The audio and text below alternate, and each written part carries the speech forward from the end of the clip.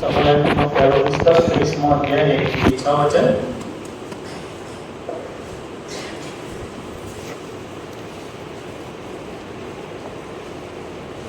આપણા જીવનમાં ઘણી બધી બાબતો એવી બને છે કે જેના લીધે આપણે ચિંતાતુર થઈ જઈએ અને દુઃખી, હતાશ, હેરાન અને નિરાશ થઈએ. અને ઘણીવાર એવા બનાવો આકસ્મિક રીતે બને છે, અચાનક બને છે કે જેની કદી આપણે કલ્પના કરી નથી, જેના વિશે કદી વિચાર્યું નહોતું, પણ અચાનક એવા બનાવો બને છે, એવી વિપરીત પરિસ્થિતિ આવે છે કે જેના લીધે હું ને તમે હતાશ અને નિરાશ થઈએ છીએ. અને એવા બનાવોમાં મરણ છે, ગંભીર માંદગી છે, બીમારીઓ છે, અકસ્માત છે, નુકસાન થવું, આર્થિક કટોકટી આવી જવી, એકલતા અને ઘણી બધી વાર એવી બાબતો આપણે આગળ ખુલ્લી થાય કે જેમાં આપણે કદી વિચારી ના હોય એવી પરિસ્થિતિ આપણે આગળ આવીને ઊભી રહી જાય. અને આવું બને છે ત્યારે ચોક્કસ એ નિરાશા, હતાશા અને દુઃખ લાવે છે. આંખોમાં આંસુ આવી જાય છે. અને ઘણી બધી વાર આપણે એકલતામાં ચાલ્યા જઈએ છીએ અને ઘણી બધી વાર શું કરવું, શું ના કરવું મને તમને ખબર પડતી નથી. ને ઇમોશનલી હું ને તમે ઘણી બધી વાર એમાં વહી જઈએ એવું બને છે. અને ઇમોશનલી ભાવાત્મક થઈને આપણે ઘણી બધી નકારાત્મક બાબતો તરફ પણ ચાલ્યા જઈએ છે. અને ખોટા વિચારોમાં, ખોટા આયોજનોમાં, ખોટા માર્ગમાં, ખોટા વ્યસનોમાં એ ફસાય છે, ખોટા નિર્ણયોમાં ફસાય છે. કેટલા બધા લોકો એ આપઘાત પણ કરી લેતા હોય છે. એમની આગળ હવે કોઈ રસ્તો દેખાતો નથી. અચાનક બનેલી પરિસ્થિતિ એવી રીતે આવી છે કે તૂટી ગયા છે, ભાંગી ગયા છે અને બધા છિન્ન ભિન્ન થઈ ગયા છે. એ કુટુંબમાં કદાચ એવું બન્યું હોય, કદાચ નોકરીની જગ્યાએ એવું બન્યું હોય, કદાચ વ્યક્તિગત રીતે કદાચ એવો અનુભવમાંથી પસાર થઈ રહ્યા હોઈએ કે જ્યાં આગળ બધું જ ખલાસ થઈ ગયું હોય એવું લાગે. અને એવું આપણા જીવનમાં એવા બનાવો બને છે, એવી પરિસ્થિતિ આવે છે કે જેની અંદર અચાનક બનતી બાબતો અથવા તો કેટલીક બાબતો જે બનતી આવી છે જેના લીધે હું ને તમે દુઃખી, નિરાશ અને હતાશ બની જઈએ છીએ અને નકારાત્મક વિચારોથી ઘેરાયેલા બનીએ છીએ. આવા સમયમાં શૈતાન બહુ ઝડપથી મારા અને તમારા મગજમાં નકારાત્મક વિચારો મૂકી દે છે. જ્યારે હું તમે સ્ટ્રોંગ હોઈએ ત્યારે તો આપણે બહુ હકારાત્મક પોઝિટિવ વાત કરી શકીએ, પણ જે સમયે દુઃખી હોઈએ, લાચાર હોઈએ, એકલા હોઈએ અને ભાંગી ગયા હોઈએ અથવા બીમારીમાં જજુમી રહ્યા હોઈએ ત્યારે શૈતાન એ આપણા જીવનમાં નકારાત્મકતા ઝડપથી લાવે છે. શું થશે? કેમ આમ બન્યું? શા માટે આવું મારી સાથે થયું? અને ઘણી બધી વાર એમાં આપણે કડવાશથી ઘેરાઈ જઈએ છીએ, દુઃખી બની જઈએ છીએ, કેટલીક વાર ગુસ્સે થઈ જઈએ છીએ અને ન બોલવાનું બોલીએ છીએ, ન કરવાનો નિર્ણય લઈએ છીએ. અને આવું સ્વાભાવિક રીતે બનતું હોય છે બધા જ મનુષ્યના જીવનમાં. એ આત્મિક હોય કે પછી જગતનો ભૌતિક હોય, કોઈ પણ વ્યક્તિ એમાંથી બાકાત નથી. કારણ કે બધાના જીવનમાં અકસ્માત તો પ્રશ્નો આવે છે, આકસ્મિક રીતે પરિસ્થિતિઓ બનતી હોય છે. જ્યાં આપણે સારાની આશા રાખતા હોઈએ ત્યાં ખરાબ થતું હોય છે. અને આવું બધાના સાથે થાય છે. અને એમાંથી જે ઇમોશનલી એટેચ આપણે થઈએ છીએ અને ઇમોશનલી ભાવુક થઈને આપણે નકારાત્મક બનીએ છીએ, દુઃખી થઈએ છીએ, એ પણ સ્વાભાવિક રીતે બધાની સાથે બનતું હોય છે. કોઈ એક્સેપ્શનલ નથી, કોઈ બાકાત રહેતું નથી. એવું નથી કે હું બહુ આર્થિક રીતે સ્ટ્રોંગ છું એટલે ભલે મારી જોડે જે થાય મને કશે અસર નહીં થાય, એવું કોઈ નથી. જો કોઈ બોલતું તે જુઠ્ઠું છે. એવું કોઈ વ્યક્તિ દાવો કરતો હોય કે ગમે તે થાય મને કશે અસર ના થાય તો એ જુઠ્ઠું બોલે છે. જો પ્રભુ ઈસુ ખ્રિસ્તના જીવનમાં પણ જો હતાશા અને નિરાશા આવી શકતી હોય કે જ્યારે ગેથસેમાની વાડીમાં એ કહે કે પ્રભુ આ પ્યાલો મારાથી દૂર કર. તમે ત્યાં વાંચો કે એટલો શોકાતુર અને દુઃખી.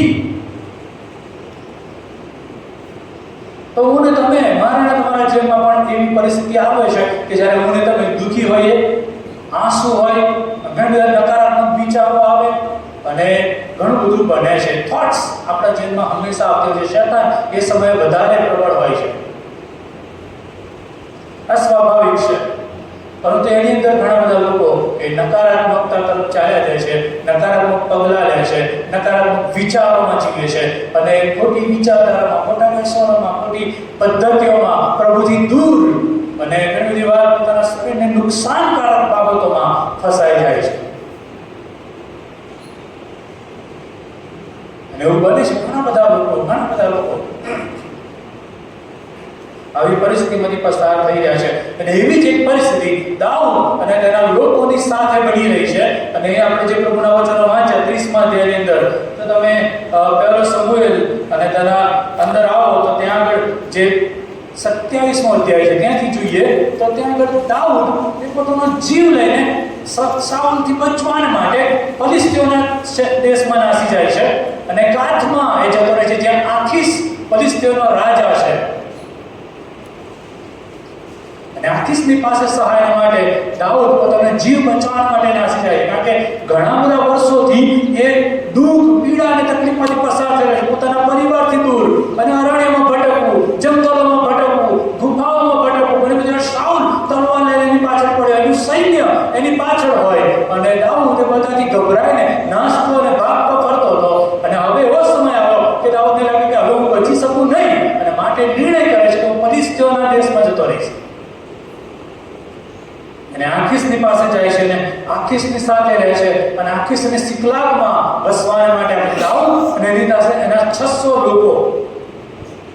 આ 600 લોકોની પરિસ્થિતિ પણ એવી જ હતી દાઉદના જેવી. બળવાખોર લોકો, જેમને ધિક્કારી કરવામાં આવ્યા હતા, સમાજમાંથી કાઢી મૂકવામાં આવ્યા હતા, જે લોકોનું કોઈ સ્થાન નહોતું સમાજમાં. અને એવા લોકોનું બેન્ડ દાઉદ ભેગું કરે છે અને એ લોકોને સાથે મળીને દાઉદ એ ત્યાં આગળ ફિલિસ્તીઓના દેશમાં ચાલ્યો જાય છે. અને આખીસની સાથે એ ત્યાં રહે છે. 1 વર્ષ ને 4 મહિના લગભગ એ ત્યાં આગળ રહ્યા. અને હવે જ્યારે આપણે 28મા અધ્યાયમાં આવીએ અને પછી 29મો અધ્યાય તમે વાંચો તો ત્યાં આગળ ઇઝરાયલની વિરુદ્ધના યુદ્ધની વાત છે. શાઉલની સામે ફિલિસ્તીઓના બધા સરદારો ભેગા થાય છે અને યુદ્ધ લડવા માટે જાય છે. અને દાઉદ પણ ત્યાં જોડાય છે ઇઝરાયલની સામે યુદ્ધ કરવા માટે, શાઉલની સામે યુદ્ધ કરવા માટે. અને દાઉદ અને તેના સૈન્ય પણ એ લોકો ચાલતા જાય છે, 3 દિવસની મુસાફરી કરીને જાય છે. અને ત્યાં આગળ યુદ્ધમાં જતા પહેલા જે ફિલિસ્તીનના સરદારો છે એ લોકો કહે છે કે ભાઈ આ એ જ દાઉદ છે કે જેણે ઘણા બધા ફિલિસ્તીનને મારી નાખ્યા છે. આ એ જ દાઉદ છે કે જે યુદ્ધ કરતા જો એને દયા આવી ગઈ એના માલિક ઉપર તો એ શાઉલની બાજુ પડી જશે ને આપણને મારશે. અત્યારે આપણી સાથે છે પણ ક્યારે બદલાઈ જાય ખબર નહીં. માટે કહે છે કે એને આપણી જોડે લેવાનો નહીં. દાઉદ કહે છે કે અમે શું ખોટું કર્યું, અમે યુદ્ધ કરવા માંગીએ છીએ, ઇઝરાયલને વિરુદ્ધ યુદ્ધ કરીશું, પણ બધા માનતા નથી. એ માટે આખીસ દાઉદ કહે છે કે ત્યાં કશું ખોટું કર્યું નથી, પણ સરદારો ગુસ્સે છે અને માટે તું પાછો જા. દાઉદ અને 600 લોકો એ પાછા ફરે છે. યુદ્ધના મેદાનમાં જતા ત્યાંથી પાછા ફરે છે ને એ વિચારધારા આપણે જોઈએ મેન્ટાલિટીમાંથી જ્યારે પસાર થઈએ કે જ્યારે કોઈ કામ માટે જઈ રહ્યા છે ખબર પડે કે હવે તમારે જરૂર નથી જાવ પાછા. એટલે મેન્ટલી હરાશ થયેલા લોકો, ગુસ્સે થયેલા લોકો, બેકાબુ થયેલા લોકો, દુઃખી થયેલા લોકો, અને હવે 3 દિવસ સુધી પાછા આવવાનું, 3 દિવસની મુસાફરી, થાકી ગયેલા લોકો, નિરાશ થયેલા લોકો.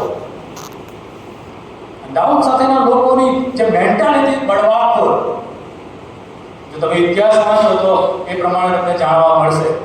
અને બધા જ લોકો એ દુઃખી થઈને કચકચ કરતા, નિરાશ થઈને, હતાશ થઈને પાછા આવી રહ્યા છે પોતાના ઘરે સિકલાગમાં, જ્યાં એમના પત્ની છે, બાળકો છે, જેમનું ઘર છે, જેમના ઢોર-ઢાંક છે, જ્યાં ખેતીવાડી કરી રહ્યા છે, જ્યાં રહી રહ્યા છે, પોતાના ઘરે જ્યારે પાછા આવી રહ્યા છે.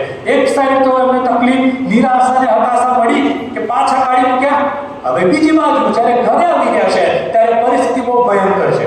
એ લોકો કદી સપને વિચાર્યું નહીં હોય, એ લોકો કદી સમજણમાં આવ્યું નહીં હોય એવી પરિસ્થિતિ જ્યારે એ લોકો આવી રહ્યા છે અને દૂરથી જ્યારે સિકલાગને જુએ છે ત્યારે સિકલાગમાં તો આગ લાગી રહી છે, એનો ધુમાડો ઉપર ચડી રહ્યો છે અને એ લોકોના હૃદય જાણે કે બેસી ગયા હશે કે શું થયું હશે, શું બન્યું હશે. અને માટે જ્યારે એ લોકો સિકલાગમાં આવે છે ત્યારે આપણે જોઈએ છીએ જે પહેલી કલમો વાંચી શરૂઆતમાં, 3જે દિવસે સિકલાગ આવ્યા ત્યારે એમ બન્યું કે અમાલેકીઓએ સિકલાગ પર નેનેગેક પર હુમલો કર્યો હતો અને બધું જ બાળી નાખ્યું. વિપરીત પરિસ્થિતિ, 3 દિવસની મુસાફરી, થાક, કડવાશ, ક્રોધ. એવું તો કે ઘરે જઈને આરામ કરીશું, પણ જ્યારે ઘરે આવતા જુએ છે કે આખું જેમનું કામ એ સિકલાગ એ બાળી નાખવામાં આવ્યું છે. કશું જ બચ્યું નથી, સંપૂર્ણ વિનાશ. કદી વિચાર્યું નહોતું, કદી કલ્પનામાં નહોતું આવ્યું કે એમના ઘર જ નથી રહ્યા. આપણે કલ્પના કરીએ માત્ર, આપણું ઘર જ્યારે આખું બળી જાય ત્યારે શું થાય? એ શોર્ટ સર્કિટ થાય, ગમે તે થાય, કશું થાય ને આખું ઘર બ્લાસ્ટ થઈ જાય, બળી જાય. એ કલ્પનામાં, એ વિચારમાં આપણે જઈએ અને બહુ ભયંકર પરિસ્થિતિમાં દાઉદ અને તેમના લોકો છે ને ત્યાં આગળ બધું જ બાળી નાખવામાં આવ્યું છે. અને એમના પત્નીને, બાળકોને, નાના મોટા બધાને, વડીલો પણ હશે કદાચ, બધાને એ લોકો પકડીને એમના દોરડામ ને રાજ રચીને સંપત્તિ જે બધી મેળવી હતી બધું જ લૂંટી ગયા છે. આખા ગામમાં કોઈ એક વ્યક્તિ ત્યાં નથી, બધાને લૂંટી લઈને ચાલ્યા ગયા છે. કયા માર્ગે ગયા છે ખબર નહીં. અને જ્યારે ખબર આવે પહેલા બધું ખલાસ થઈ ગયું. ભયંકર પરિસ્થિતિ, વિનાશ, અને બધાનું હરણ કરી જવામાં આવ્યું છે. અને આવી પરિસ્થિતિ એ આ લોકોને તોડી પાડે છે. બહુ બળવાન લોકો, બહુ હિંમતવાન લોકો, પણ અહીંયા આગળ એવું લખવામાં આવ્યું છે કે 4th કલમ, તેથી દાઉદ અને તેની સાથેના માણસો રડવાની શક્તિ તૂટી ગઈ ત્યાં સુધી કોટ મૂકીને લડ્યા. જે પરિસ્થિતિ જ્યારે આવી બને છે ત્યારે મારા અને તમારા જીવનમાં જે આવે છે નિરાશા, દુઃખ, પીડા, વેદના, આંસુ, અને કહે છે કે એમની શક્તિ ખૂટી ગઈ. એક તો થાક છે, ઉજાગરો છે, અને સાથે હવે કુટુંબ પણ નથી રહ્યું, ઘર પણ બધું બરબાદ થઈ ગયું છે, કશું જ બાકી રહ્યું, કોઈ સારી બાબત નથી. અને લોકો રડી રહ્યા છે, આંસુ છે, પીડા છે, અને એટલું બધું રોદન કરે છે, એટલું બધું રોદન કરે છે કે એમની લડવાની શક્તિ ખૂટી ગઈ. અને ઘણું જ્યારે આપણા જીવનમાં એવી બાબતો બનતી હોય છે, અકસ્માતિક એવી બાબતો કે જેમાં કદાચ મારા તમારી લડવાની શક્તિ ખૂટી જાય, દુઃખી બની જઈએ, જ્યારે જીવનની કોઈ આશા રહી ના હોય એવી પરિસ્થિતિ, એવી સ્થિતિમાંથી આ લોકો પસાર થઈ રહ્યા છે. દાઉદનું વર્ણન થયું છે કે દાઉદની 2 સ્ત્રીઓને પણ લઈ જવામાં આવ્યા છે. અને દાઉદને ઘણો ખેદ થયો, દાઉદ પણ દુઃખી છે, તૂટી ગયો છે, ભાગી ગયો છે. અને આપણે કલ્પના કરીએ કે રાખની અંદર બેઠા હશે અને એ લોકોએ રાખ પોતાના માથા પર નાખી હશે, એ રુદન કરી રહ્યા હશે, રડબકોર કરી રહ્યા હશે, બૂમો પાડી રહ્યા હશે, આંસુ પાડી રહ્યા હશે.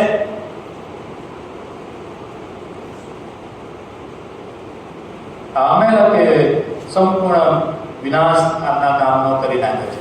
અમાલેકીઓ કોણ છે? અમાલેકીઓ કોણ છે? તો તમે બાઇબલ વાંચ્યું હોય અને અભ્યાસ કરતા હોય તો નિર્ગમન તેના 17મા અધ્યાયની અંદર પ્રથમ વાર એનો ઉલ્લેખ કરવામાં આવ્યો. અને 8 થી 16 કલમની અંદર જ્યારે ઇઝરાયલ લોકો પસાર થઈ ગયા હતા અરણ્યમાંથી, ત્યારે અમાલેકી લોકો એ એમની વિરોધમાં આવ્યા.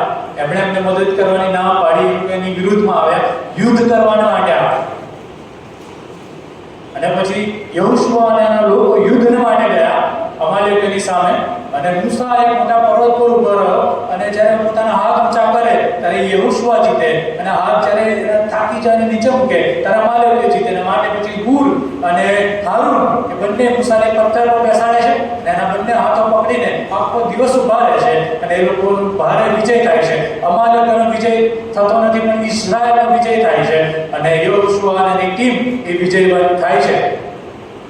અને ત્યાં આગળ પ્રભુ એ ઇસ્રાયેલને આગળ એક જાહેર કરે છે કે અમાલેકનો પૂરેપૂરો નાશ કરીશ. એક સમય એવો આવશે કે અમાલેકનો બદલો લેવામાં આવશે, કારણ કે એણે ઇસ્રાયેલને હેરાન કર્યો છે. અને એ જ જગ્યાએ છે કે જ્યાં આગળ મૂસા કહે છે યહોવા નિસ્સી, જે શબ્દ છે ત્યાં આગળ આપવામાં આવ્યો. પ્રભુ જય આપે છે, પ્રભુ આપણા બદલે લડે છે. એ જગ્યાએનું વર્ણન કરવામાં આવે. પછી જ્યારે ઇઝરાયલ લોકો વચનના દેશમાં આવ્યા અને ઘણા બધા વર્ષો વીતી ગયા અને શાઉલ જ્યારે રાજા બન્યો ત્યારે પ્રભુ પેલું વચન સમુએલ દ્વારા યાદ દેવડાવે છે કે તમે જઈને અમાલેકનો પૂરો નાશ કરો. પહેલો સમુએલ 15મા અધ્યાયની અંદર. કારણ કે એમણે ઇઝરાયલને કેવી રીતે હેરાન કર્યા છે તમે જાણો છો.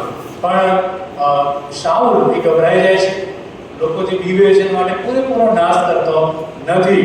એનો કામયાબી એને ભોગવવું પડે કે ભાઈ એને રાજા તરીકે નકારી કાઢવામાં આવ્યો. હવે દાઉદ જ્યારે અહીંયા આગળ છે પલેસ્ટાઈનના દેશમાં, ત્યારે એ અમાલેકીઓ અને બીજા ઘણા બધા લોકો પર હુમલો કરીને એ લોકોને મારતો, એ લોકોને મારી નાખતો અને બધું લૂંટી લાવતો. કારણ કે એ રીતે જીવતા હતા, એ લોકો લૂંટીને જીવતા હતા. એની સાથેના જે લોકો હતા એ બધા બળવાખોર લોકો હતા અને એ લોકો લૂંટીને જીવતા હતા. અને એ સિકલાગ પર જઈને અમાલેકના દેશમાં જઈને હુમલો કરતો અને અમાલેકોને મારી નાખતો. અને પણ હવે પરિસ્થિતિ એવી બની છે કે અમાલેકી લોકોએ ચોક્કસ લાગ જોઈને આખો ઘેરો કાઢ્યો સિકલાગનો અને સિકલાગને ખલાસ કરી નાખ્યો. કદાચ એ લોકોને ખબર પડી ગઈ છે કે દાઉદને આ લોકો નથી, માટે એ કદાચ આખું આયોજન કરવામાં આવ્યું હોય. અને પરંતુ જે પરિસ્થિતિ છે કે અમાલેકના લીધે આખી સ્થિતિ એવી થઈ છે કે બધા જ લોકો દુઃખી છે, આંખોમાં આંસુ છે, પીડા છે. અને તમારા જીવનમાં ઘણી બધી વાર એવા લોકો દ્વારા, એવા પ્લાન દ્વારા, એવી વિચારધારા દ્વારા, કદાચ એવી સમજણ દ્વારા એવી બાબતો બનતી હોય છે કે જ્યાં હું ને તમે દુઃખી અને નિરાશ બનીએ, હતાશ થઈ જઈએ. મેથી પણ વધારે ભયંકર બાબત એ બને છે કે લોકો ક્રોધથી અને કડવાશથી ભરાયેલા હતા. અને મેં કીધું એ પ્રમાણે જ્યારે આવું બને છે જીવનમાં આકસ્મિક રીતે જ્યારે એ બાબતો બને છે ત્યારે આપણું ટ્રબલ્ડ માઇન્ડ, જે ચિંતાતુર મન છે, એ મન સતત નકારાત્મકતા તરફ ચાલી જાય છે. પોઝિટિવ અને હકારાત્મક બાબતોની જગ્યાએ નકારાત્મક બાબતો પર વધારે ધ્યાન કેન્દ્રિત કરવામાં આવે છે. અને કોઈ પ્રભુના સેવકે કીધું છે કે જે પરિસ્થિતિ જ્યારે એવી બને છે ત્યારે નકારાત્મક વિચારધારા એ થોટ્સ આપણા જીવનમાં આવે છે. અને નકારાત્મક વિચારધારા થોટ્સ આપણા જીવનમાં એવી લાગણી ઉત્પન્ન કરે છે. અને એવી લાગણીઓ એ મન અને તમને જો એની પર કંટ્રોલ કરવામાં ન આવે તો એ મન અને તમને પ્રભુથી દૂર લઈ જાય છે અને ખોટા માર્ગમાં, ખોટા વિચારોમાં, ખોટી સમજણમાં, ખોટા કાર્ય તરફ દોરી જાય છે. જેની પર કંટ્રોલ કરવામાં ન આવે નકારાત્મક લાગણીઓ પર તો એ ખોટી બાબતો તરફ લઈ જાય છે, જેને તમને કડવાશથી ભરી દે છે. અને અહીંયા આગળ દાઉદની સાથેના જે 600 લોકો છે એ લોકો એટલા હદ સુધી તૂટી ગયા, ભાગી ગયા અને એમનું બધું છીનવાઈ ગયું છે. એના લીધે એ લોકો એટલા બધા ખેદાન મેદાન છિન્ન ભિન્ન થઈ ગયા. એમના મન એટલા બધા અસ્વસ્થ થઈ ગયા કે લોકો કડવાશથી ભરાઈ ગયા. એ લોકોને લાગ્યું કે આનો ગુનેગાર તો દાઉદ છે. દાઉદ અમને સિકલાગમાં લઈને આવ્યો, દાઉદ અમને અહીંયા લઈને આવ્યો છે, દાઉદના લીધે આ પરિસ્થિતિ આવી છે, દાઉદે આવું કર્યું છે. એ લોકો દાઉદની વિરુદ્ધ બોલવા લાગ્યા. દાઉદ પણ અમારો એક છે, એણે પણ ગુમાવી દીધું છે. પણ એ લોકો દાઉદની વિરુદ્ધમાં પડ્યા, દાઉદની વિરુદ્ધ બોલવા લાગ્યા અને દાઉદને મારવા માટે પથ્થરો લીધા. દાઉદને મારવા માટે પથ્થરો લીધા. આના લીધે દાઉદ જાણે પોતે ગુનેગાર હોય એવી રીતે ખેદિત થાય છે, દુઃખી છે, પીડા અનુભવે છે. એણે કદાચ મનમાં માને છે કે મારા લીધે આવું થયું, મારા લીધે આ પરિસ્થિતિ આવી, મારા લીધે આ લોકો દુઃખી છે. દોષારોપણ આવા સમયમાં ઝડપથી આવતો હોય છે કે એના લીધે આવું થયું, પેલા ભાઈના લીધે આવું થયું, તમારા લીધે આવું થયું.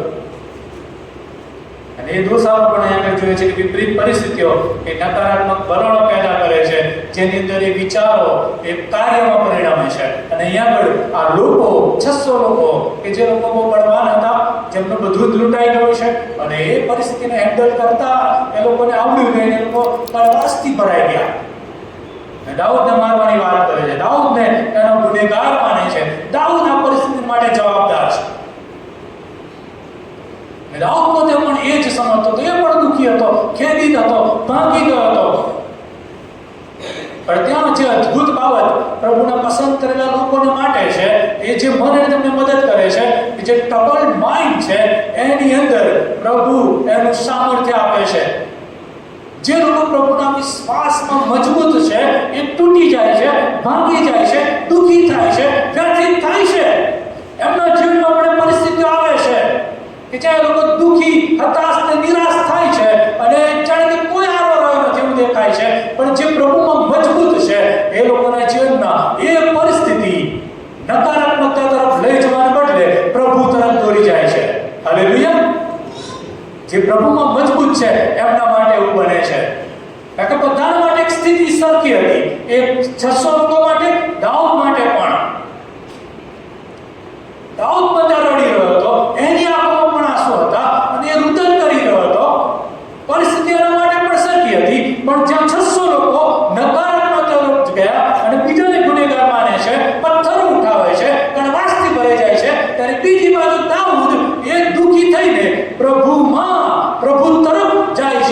ત્યાં લખવામાં આવી છે 6ઠ્ઠી કલમમાં, દાઉદે પોતાના દેવ યહોવામાં બળ પકડ્યું. જ્યારે બીજા બધા લોકો દુઃખી થઈને તૂટી ગયા અને ભાગી ગયા, દાઉદ દુઃખી થઈને તૂટી ગયા અને ભાગી જવાને બદલે ત્યાં એ તૂટી ગયેલી પરિસ્થિતિમાં પ્રભુ તરફ દ્રષ્ટિ કરે છે.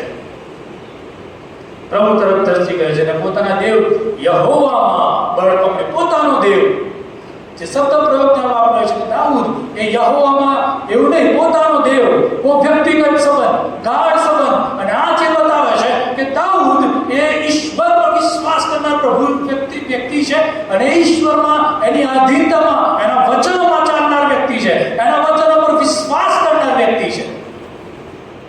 અને દાઉદ એવો વ્યક્તિ છે કે જે પ્રભુ સાથે ગાઢ સંબંધ દર્શાવે છે. એના જીવનની બધી પરિસ્થિતિમાં ઈશ્વરને માટે એ પ્રભુનો આભાર માને છે કે પ્રભુ એની સાથે છે.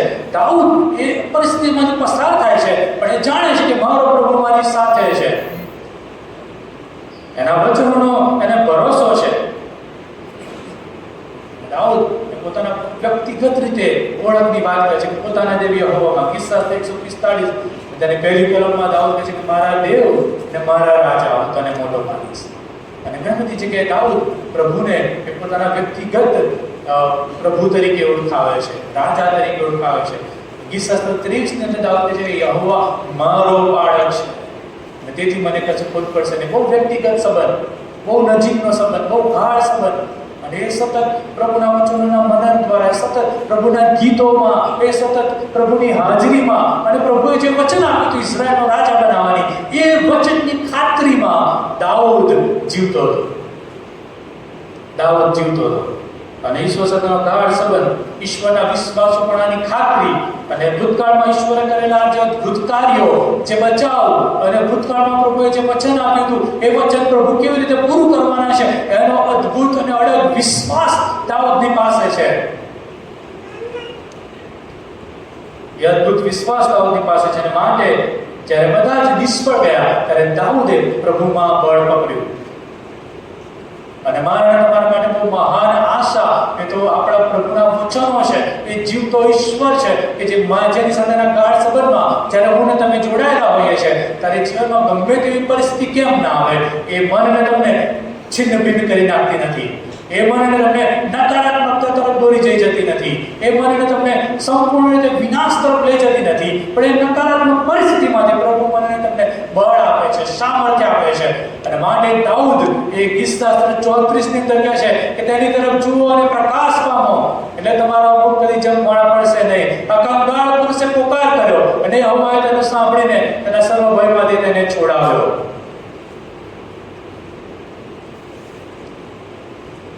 દાઉદ ગીત શાસ્ત્ર 20 અને 7 અને 8 કલમ કહે છે કે કોઈ રથ પર ભરોસો રાખે છે અને કોઈ ઘોડા પર ભરોસો રાખે છે, પણ અમે તો અમારા જીવતા દેવ, સૈન્યના દેવ યહોવા પર વિશ્વાસ કરીએ છીએ. તેઓ કહે છે કે પડી ગયા છે પણ અમે ઊભા થયા છે. અને બધી જ પરિસ્થિતિ તમે જુઓ, ગીત શાસ્ત્ર 145 વાંચો, ગીત શાસ્ત્ર 40 વાંચો, ગીત શાસ્ત્ર 18 વાંચો, ગીત શાસ્ત્ર 31 વાંચો. દાઉદના ગીતો, બીજા ઘણા બધા ગીતો જે દાઉદે લખ્યા, જેની અંદર એવી પરિસ્થિતિમાંથી પસાર થાય છે પણ સતત પ્રભુની સાથે જોડાયેલ, સતત પ્રભુને આધીન, સતત એના વચનોમાં વિશ્વાસ, સતત એની આધીનતામાં જીવનાર. અને માટે એ પ્રભુમાં બળ પકડે છે. અને એના જીવનમાં માત્ર એક બનાવ એવો નહોતો, એ તો આખું જીવન જે સમયથી એને રાજા થવાનો ઘોષિત કરવામાં આવ્યો ત્યાર પછી એ આખું જીવન, એ મરે ત્યાં સુધી સતત એવી પરિસ્થિતિ આવતી ગઈ, એવા બનાવો આવતા ગયા કે જેની અંદર દુઃખી થયો, નિરાશ થયો, ભાગી ગયો, નાસી જવું પડ્યું અને હેરાન ને પરેશાન, મરણ અને ઘણી બધી ચિંતાઓ અને ઘણા બધા પ્રશ્નોમાંથી દાઉદ પસાર થયો. પણ બધાની અંદર દાઉદ કદી પણ નાસીપાસ થયો નહીં, અથવા તો દાઉદ કદી પણ ખેદામેદાન થઈ ગયો નહીં, અથવા તો એનું જીવન પ્રભુથી દૂર ચાલી ગયું નહીં. પણ બધાની અંદર બાઇબલ આપણને કહે છે કે દાઉદ એ પાછો પોતાના પ્રભુમાં બળ પકડે છે, સામર્થ્ય પકડે છે, હિંમત પકડે છે. અને અહીંયા આપણે જોઈએ છે કે દાઉદે પોતાના દેવ યહોવામાં બળ પકડ્યું. 8મી કલમ કહે છે કે તેણે અબ્યાથારને બોલાવીને કીધું કે યહોવાની સલાહ પૂછવી છે, પ્રભુ અમને બળ આપે, શું આ લોકોને અમે પકડી શકીએ છીએ? અને પ્રભુએ જવાબ આપે છે કે તું જા. અને બધા જ લોકો જાય છે, વચ્ચે બધા લોકો થાકી જાય છે અને કેટલાક લોકો વચ્ચે રહી જાય છે, થોડાક જ લોકો રહ્યા છે. 3 રાત અને દિવસ એ લોકો મુસાફરી કરીને જાય છે, ભૂખ્યા અને તરસ્યા એવું ત્યાં લખ્યું છે. અને પછી એ લોકો મુસાફરી કરતા એ અમાલેકોને પકડી પાડે છે અને સવારથી અને બીજા દિવસની સાંજ સુધી એ સતત યુદ્ધ કરે છે અને બધું જ પાછું લાવે છે, કંઈ પણ ગુમાવતા નથી. એમના પત્ની, બાળકો, દોરડા અને એ ઉપરાંત બીજી પણ લૂંટ, બીજું બધું જ જે લોકો લૂંટી ગયા હતા એથી વિશેષ ડબલ એ લોકો પાછું લાવે છે. અને પાછું મળે છે એટલું નહીં, એમાંથી દાઉદ એ ભેટ એ બીજા લોકોને પણ આપે છે, બીજા લોકોને પણ ભેટ આપે છે, બીજા લોકો સુધી પણ ભેટ પહોંચાડે છે કે જે લોકો દાઉદને મદદ કરતા હોય. કેટલી અદ્ભુત બાબત કે જ્યારે પ્રભુમાં બળ પકડે છે વ્યક્તિ, તૂટી ગયેલ, ભાંગી ગયેલ, ત્યારે એ વ્યક્તિને પ્રભુ નવું બળ આપે છે, સામર્થ્ય આપે છે એટલું જ નહીં, પણ તેના મહિમા માટે ઉપયોગમાં લે છે. અને અહીંયા આગળ દાઉદનું કોઈ પણ ગુમાવેલું બધું જ પાછું મળ્યું, એથી વિશેષ મળ્યું, પ્રભુએ આશીર્વાદિત કર્યા. એક વ્યક્તિ જ્યારે પ્રભુમાં બળ પકડે છે ત્યારે 600 લોકો જે નકારાત્મકમાં ગયેલા એ લોકો પણ પ્રભુમાં પાછા બળવાન થાય છે. જ્યારે હું અને તમે પ્રભુ પર વિશ્વાસ કરનાર લોકો પ્રભુમાં બળ પકડીએ છીએ અને નકારાત્મક અને વિપરીત પરિસ્થિતિની અંદર પ્રભુમાં હિંમત પ્રાપ્ત કરીએ છીએ, ત્યારે પ્રભુ મારા અને તમારા દ્વારા બીજા હતાશ ને નિરાશ ને દુઃખી અને નકારાત્મકતામાં ગયેલા લોકોને પણ પ્રભુ બળ આપે છે.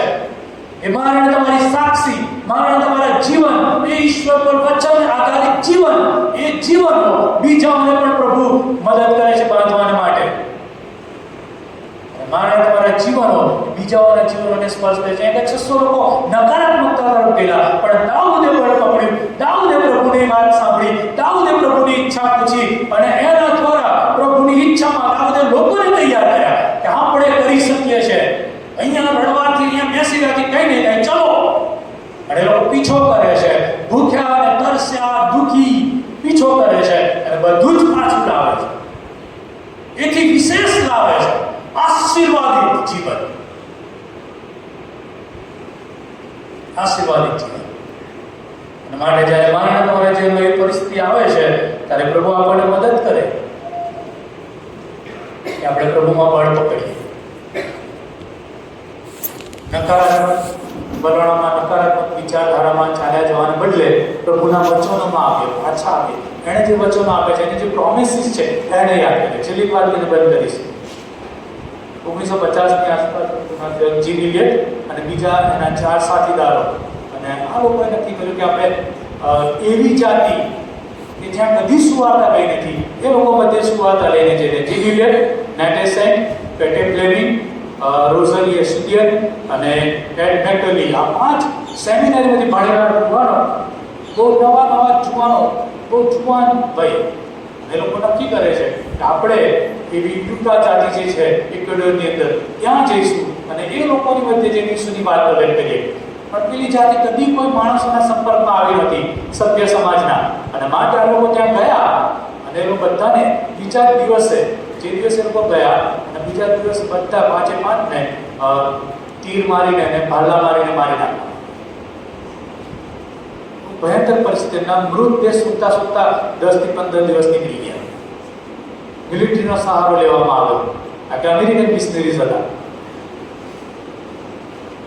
અને શોધી કાઢવામાં આવ્યા. એમના પત્નીઓ, બહુ જુવાન નાના બાળકો, એ લોકો તૂટી ગયા હતા, ભાગી ગયા હતા, હતાશ ને નિરાશ. પણ એમાંથી જીમ વિલિયટ, જે મુખ્ય આગેવાન હતો એમનો, એની પત્ની એલિઝાબેથ વિલિયટ, અને આ એલિઝાબેથે નક્કી કર્યું કે આપણે એ જ દેશ જાતિમાં જઈશું અને ઈસુની વાત પ્રગટ કરી જ્યાં આપણા પતિ લોકો મરણ પામ્યા છે. એ લોકો પ્રભુના વચનોમાં મજબૂત થયા, સજ્જ થયા અને એ દેશ જાતિમાં ગયા અને એ લોકોને પ્રભુની વાત કહી જેમણે એમના પતિઓને મારી નાખ્યા. અને આખી દેશ જાતિ થોડા સમયમાં પ્રભુમાં આવી, પ્રભુમાં વિશ્વાસમાં આવી અને પ્રભુના માફી અને પ્રેમના અનુભવમાં આવી.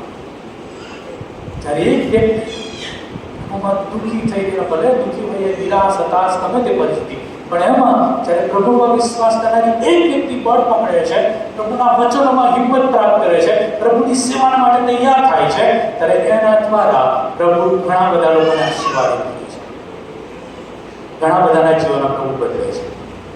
અને માટે મારા તમારા જીવનમાં કદાચ એવી સમસ્યાઓમાંથી પસાર થઈ રહ્યા હોય, ચિંતાઓમાંથી, બીમારી, તકલીફ, મુશ્કેલી, નાણાકીય કટોકટી, એવા પ્રશ્નો કે જેમાંથી કદાચ આપણે નિરાશ ને હતાશ થઈ ગયા છે, પણ બધાની અંદર જો હું અને તમે પ્રભુને ઓળખીએ છીએ, પ્રભુ સાથે આપણો વ્યક્તિગત સંબંધ છે, તો પ્રભુમાં આપણે બળ પકડીએ, આશીર્વાદિત થવાનો અને પ્રભુનો આત્મા આપણને મદદ કરશે. અને એ કેવળ તમને એકલાને બહાર નહીં લાવે પરિસ્થિતિમાંથી, તમારા દ્વારા એવા ઘણા બધા જીવનોને પ્રભુ સ્પર્શ કરશે, બહાર લાવશે, આશીર્વાદિત કરશે. એમ કરવાને પ્રભુ આજે પણ સર્વશક્તિમાન ઈશ્વર છે. પ્રાર્થના કરીએ.